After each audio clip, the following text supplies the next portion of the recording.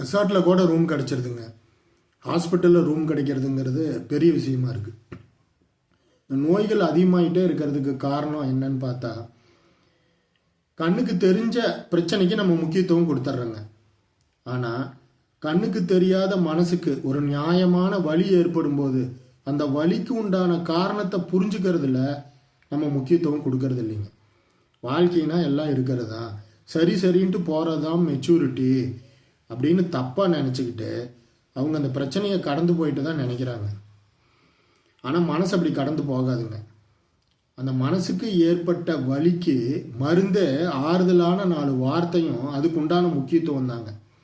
அது கிடைக்கிற வரைக்கும் அந்த மனசு கஷ்டப்பட்டுட்டே தாங்க இருக்கும். அந்த மனசு கஷ்டப்படும் போதெல்லாம் ஹார்ம்ஃபுல் ஹார்மோன்ஸை சுரந்துக்கிட்டே தாங்க இருக்கும். அந்த சுரபிகள் உடல் உறுப்பை பாதிப்பை ஏற்படுத்துதுங்க. அப்போ இந்த பாதிப்பின் வெளிப்பாடு தான் நோய். அப்போ இந்த ஆழமான உண்மையை நம்ம புரிஞ்சுக்கணுங்க. இதுதான் அந்த காலத்திலேயே வள்ளுவர் பெருந்தகை நோய் நாடி நோய் முதல் நாடி அதுதணிக்கும் வாய் நாடி வாய்ப்பை செயல்னு சொன்னார். அப்போ ஒரு நோய் வருது அப்படின்னா அதுக்குண்டான மூலம் என்னன்னு கண்டுபிடிச்சா அதை சரி பண்ணணுங்க.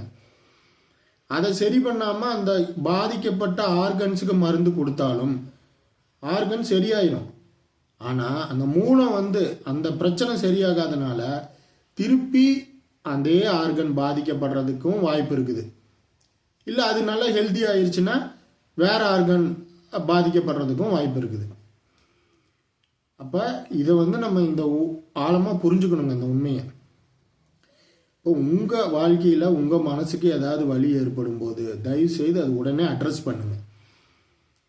அது உக்காந்து என்ன பிரச்சனை, எதனால மனசு வலிக்குது, அதை தீர்க்க முடியும்னா உடனே பண்ணிடுங்க.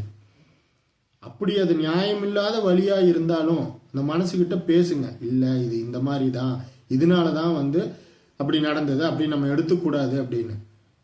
நம்ம மனசுக்காக நம்மளே பேசலினா வேற யாருங்க பேச போறா? அதனால மனசு கஷ்டப்படுறத சாதாரணமாக எடுத்துக்காதீங்க. முடிஞ்ச அளவுக்கு அதை தீர்க்க பாருங்க.